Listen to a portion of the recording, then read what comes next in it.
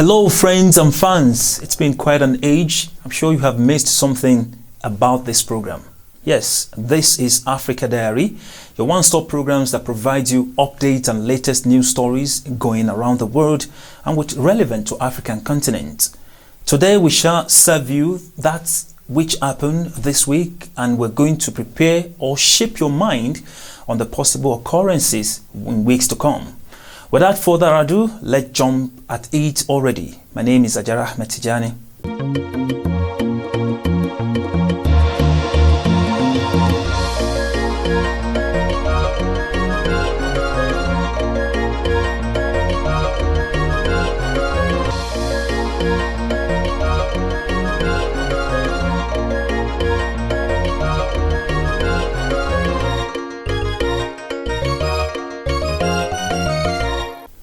This week alone, so many have happened, and Somaliland, of course, celebrated 30th independence anniversary. The Republic of Somaliland marked its 30th anniversary of withdrawing unity with Somalia in 1991. While delivering the independence speech, Musebi condemned attacks on Gaza by Israel, leaving over 200 civilians dead.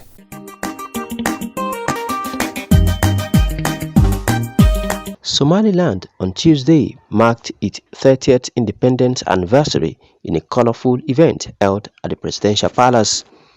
The well-organized national event was attended by the President of the Republic of Somaliland, His Excellency Muse Bihi Abdi, the Vice President, His Excellency Abdurrahman Abdullah Ismail, the Speaker of the House of Elders and Representatives, the Chief Justice, and members of the Cabinet, the leadership of the three national parties, parliamentarians, the ambassadors of Ethiopia, Djibouti, the United Arab Emirates, Turkey, and Taiwan to the Republic of Somaliland, international delegates from Somaliland's friendly countries, various community members, academics, women, youth, and numerous other dignitaries.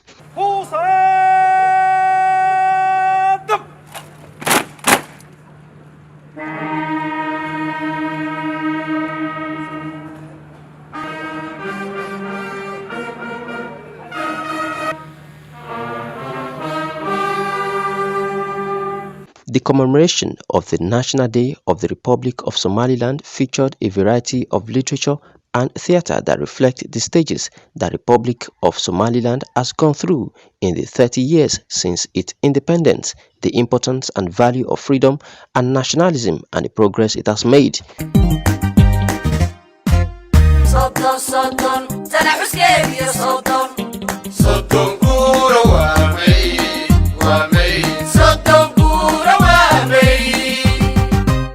The President of the Republic of Somaliland, His Excellency Muse Bihi Abdi, delivered a long and moving speech in which he spoke in depth about the stages that Somaliland has gone through, the significant progress it has made, and its long-term vision.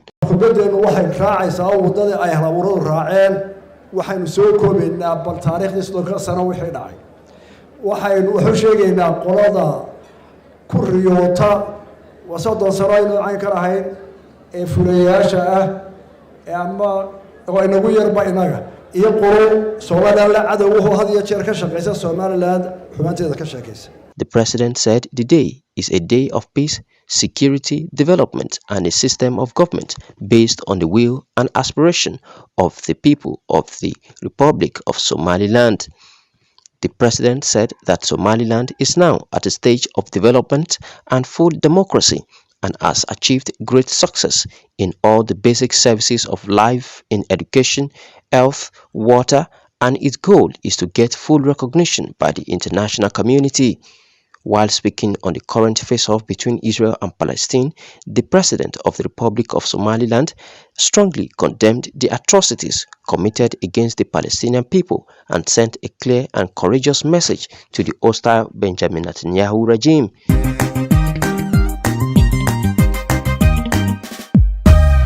The President of the Republic of Somaliland, His Excellency CBAtv, has hosted in his office government officials from Djibouti and Somalia administration of Ethiopia who came to celebrate the country's independence anniversary. The President of the Republic of Somaliland, His Excellency CBAtv, has hosted in his office government officials from Djibouti and Somalia administration of Ethiopia who came to celebrate the country's independence anniversary. The President thanked the delegates for their participation in the National Festival of the 18th of May and the support of the people of Somaliland who are celebrating. The delegation from the Republic of Djibouti and the Somalia administration of Ethiopia appreciated the President, the government and the general citizens of Somaliland for the warm reception and the brotherhood they showed. The commemoration of the National Day of the Republic of Somaliland featured a variety of literature and theatre that reflect the stages that the Republic of Somaliland has gone through in the 30 years since its independence, the importance and value of freedom and nationalism, and the progress it has made. The well-organized national event was attended by the President of the Republic of Somaliland, His Excellency CBAtv, the Vice President, His Excellency Abdurrahman Abdullahi Ismail, the Speaker of the House of Elders and Representatives, the Chief Justice, and members of the Cabinet, the leadership of the three national parties, parliamentarians, the ambassadors of Ethiopia, Djibouti, the United Arab Emirates, Turkey, and Taiwan to the Republic of Somaliland, and international delegates from Somaliland's friendly countries, various community members, academics, women, youth, and numerous other dignitaries. Kamal Sadiq, reporting for CBAtv.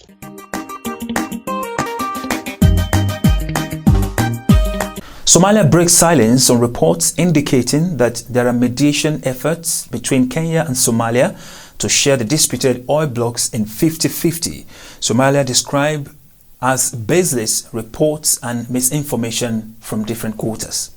The federal government of Somalia has denounced reports to share the disputed Indian maritime border with Kenya in 50-50. Somalia has clearly clarified that it has no future plans to make such decisions. Mahdi Guled, the Deputy Prime Minister who was leading Somalia's delegation at the ICJ hearing case on this matter, said there was no such talks and described them as baseless reports. Kenya media reported that the Qatari government had convinced Mogadishu and Nairobi to iron out their maritime dispute outside court. The Star, a local newspaper based in Kenyan capital, claiming that the two countries will equally share proceeds of oil and gas sales within the disputed maritime triangle. Somalia insisted on waiting for a judgment from the International Court of Justice on the demarcation of the offshore boundary. Somalia argues its maritime boundary should run in the same direction as the southeastern part of the country's land border.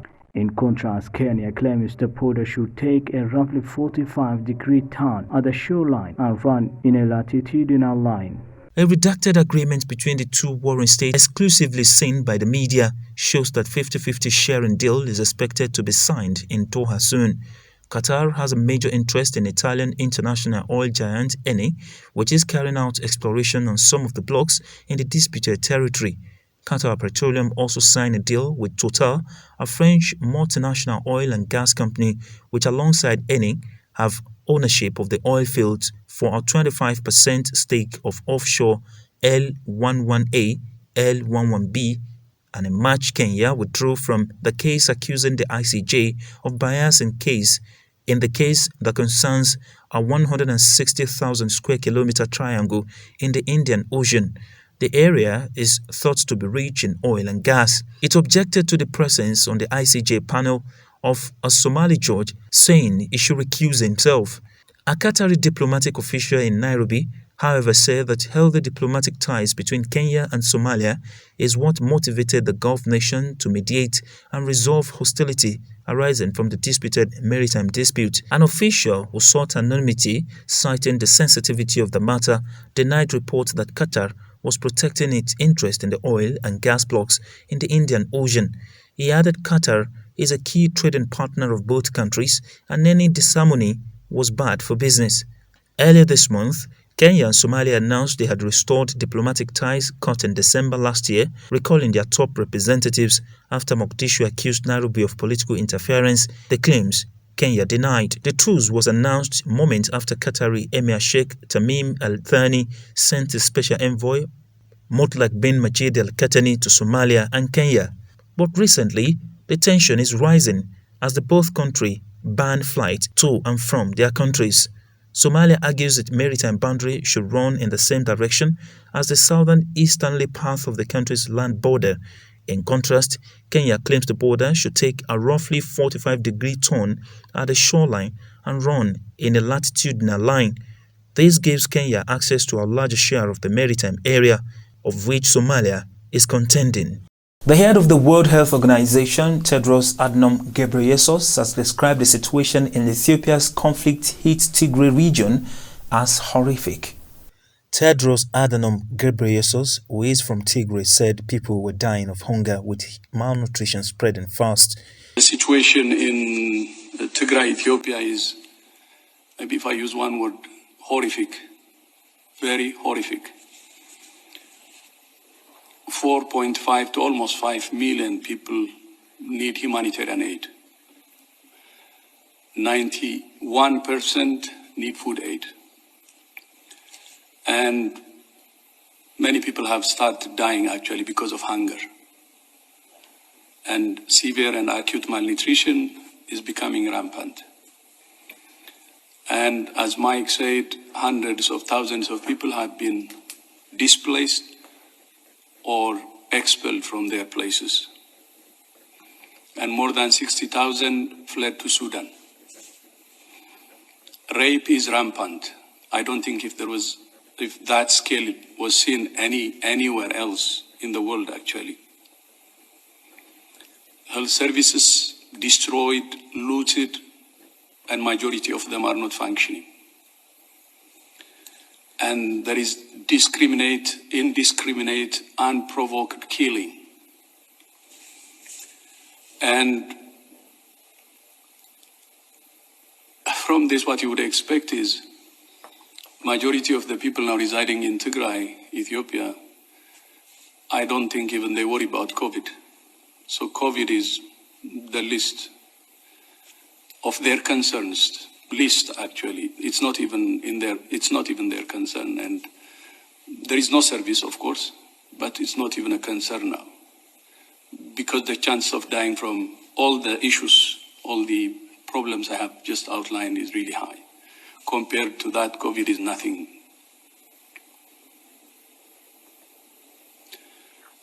So I don't think for most of the part, we're not even in a position to discuss about COVID, to be honest, because there are more pressing issues. He criticized the fact that health services had been destroyed and said rape was rampant. The situation in Tigray, Ethiopia is maybe, if I use one word, horrific, very horrific. 4.5, almost 5 million people need humanitarian aid, 91% need food aid, and many people have started dying actually because of hunger, and severe and acute malnutrition is becoming rampant, he said while speaking at a news conference in Geneva. His comments echo many international leaders and agencies that have also been calling for full humanitarian access and an end to the blocking of aid. It came as the Ethiopian government issued a statement denouncing what it called a campaign to exert undue pressure. It said aid agencies had free access and rejected calls for any form of a dialogue with the TPLF, with whom it's fighting the conflict. Now, there's no denying the fact that there is an ongoing conflict between Israel and Gaza, and most countries of the world are joining campaign to put an end to that imbroglio. Thousands of Tunisians joined word in support of the Palestinian people, of which at least 227 have been killed, including 64 children and 38 women, with 1,620 people wounded, according to the Gaza Health Ministry. Protesters gather in Tunisia's capital on Wednesday to show support for Palestinians as the conflict between Israel and Hamas in Gaza continues into its second week. Thousands were present in the march down Tunis Mohammed V Avenue, many calling for the Tunisian parliament to pass a law criminalizing normalization with Israel. Hamas say at least 20 of their fighters have been killed, while Israel says the number is at least 130. Some 58,000 Palestinians have fled their homes. Meanwhile, 12 people in Israel, including a 5-year-old, a 16-year-old girl, and a soldier, have also been killed. A United Nations Security Council meeting broke up without issuing a statement late Tuesday, but France then said it had proposed a resolution calling for a ceasefire in coordination with Egypt and Jordan. Beijing's ambassador to the United Nations, Zhang Jun, told reporters his team had heard the French ceasefire proposal and China was supportive. But the United States said Wednesday it will not support the proposed resolution, saying it could undermine efforts to de-escalate the crisis. In a similar development, the Egyptian President Abdel Fattah al-Sisi has pledged $500 million for reconstruction efforts in Gaza. The Egyptian President Abdel Fattah al-Sisi has pledged $500 million for reconstruction efforts in Gaza. The announcement is coming as a big relief to the Palestinian people whose lives and property have been destroyed in the week-long conflict with the Israeli armed forces. The government of Egypt also announced that it has sent 65 tons of medical aid to neighboring Gaza after a week of conflict with Israel left more than 200 Palestinians dead and hundreds more wounded. Some of the critical surgical supplies donated include specialist burns treatment, as well as ventilators, oxygen tanks, and syringes. Apart from medical supplies, the Egyptian government also sent 26 trucks of food and other basic items. On Monday, Israeli bombings destroyed the only clinic performing COVID-19 tests in the Gaza Strip and damaged the premises of the Qatar Red Crescent. According to local authorities in the poor and densely populated Hamas-controlled enclave, 213 people have been killed, including at least 61 children, and more than 1,440 injured since May 10 in the Gaza Strip, where hospitals are overwhelmed. The conflict risks causing a humanitarian crisis as nearly 40,000 Palestinians have been displaced and 2,500 have lost their homes in the Gaza Strip, according to the United Nations. Kamal Sadiq, reporting for CBAtv. The United Nations Security Council is pushing for more global assistance to expand COVID-19 vaccine access for African countries, noting that Africa had so far received only 2% of the vaccines administered worldwide. A text unanimously adopted by the Council noted that there needed to be equitable access to quality, safe, efficacious and affordable COVID-19 diagnostics, therapeutics, medicines and vaccines. In his remarks to the Council, United Nations Secretary-General Antonio Guterres also noted that the limited supply and insufficient support were undermining recovery in the continent. Guterres said equitable and sustainable vaccine rollout worldwide in the quickest path toward a fast and fair recovery. A call for the sharing of doses through the global COVAX initiative and removal of export restrictions among other measures. Meanwhile, President Joe Biden's administration earlier promised it will send 80 million doses of federal authorized coronavirus vaccine to other countries in need in order to prevent further widespread of the pandemic. In a statement from the White House, the government also confirmed that U.S. Department of Treasury is working with the management of the International Monetary Fund and other members towards $650 billion general allocation of special drawing rights to the International Monetary Fund member countries to support the global recovery from the COVID-19 crisis. At the global stage, more than 163 million cases and 3.38 million deaths have been so far recorded. The Crown Prince of Saudi Arabia, Mohammed bin Salman, has also taken advantage of the conference in Paris, France, to pledge his support to African countries with investments and loans worth about $1 billion this year to help their economies recover from the effect of COVID-19 pandemic. In a televised speech to a debt relief conference in Paris, Prince Mohammed said Saudi Development Fund will carry out future projects, loans and grants worth 3 billion riyals or around $1 billion in developing countries in Africa this year. He also said the kingdom's sovereign wealth fund, the Public Investment Fund (PIF), had invested around $4 billion in the energy, mining, telecoms, food and other sectors in Africa, and that it will continue to look for opportunities in other sectors in the continent. African leaders and the heads of multilateral leaders met in Paris on Tuesday to find ways of financing African economies affected by the pandemic and to discuss handling the continent's billions of dollars in debt.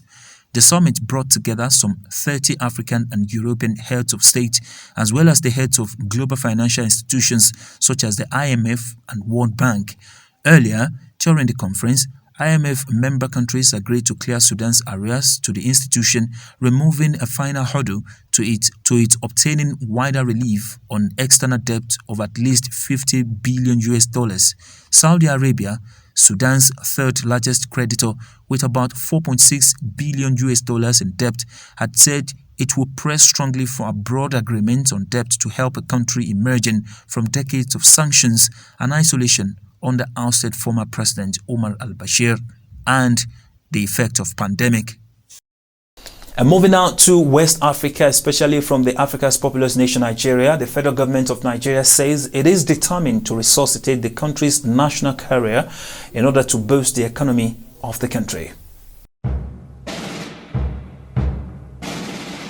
The federal government of Nigeria says it is determined to resuscitate the country's national carrier in order to boost the economy of the country. The Minister of Aviation, Adi Sirika, disclosed this while speaking with pressmen after the virtual Federal Executive Council meeting presided over by Vice President Yemi Osinbajo at the Presidential Villa, Abuja, Nigeria's capital. We went to Council to approve the outline business case for the carrier. And then the Council raised some questions and asked us to go and fare the memo again and bring it back.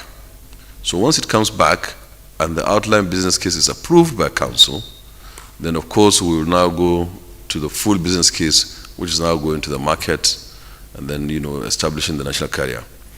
It is our intention to have the national carrier running in 2021, which is this year. Unfortunately, due to COVID, which took the greater part of last year, since March last year, activities are almost impossible. He said that though the pandemic negatively affected civil aviation in terms of the establishment of the national carrier, it made it a much better time to establish the carrier than before. Serika said that for obvious reasons, Nigeria would have fast access to equipment, deliveries of the aircraft would be faster, and the rate might be cheaper. On some of the projects done so far, the minister said that the Federal Executive Council approved contract for the procurement, equipping, and installation of accident investigation towable mobile offices for civil aviation in the sum of 201 million Nigerian currency. The national carrier is to replace the defunct Nigerian Airways that ceased operations in 2003. The replacement was designed as a public-private partnership project with the federal government likely to own as much as 10% stake. With that and many more, this is how far we can go on the program. Africa Diary is the program you're watching, reaching you from CBAtv. And right about now, we'll go for the African Tomapip.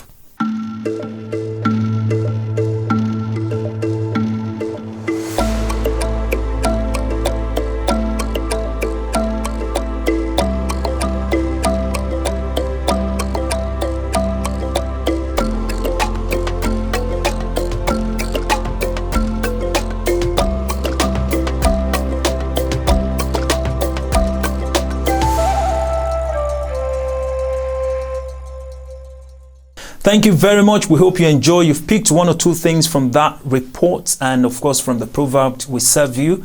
Africa Diary is the program and CBA is the station. My name remains Ajara Tijani. Until next week we come your way. Remain blessed. God bless you.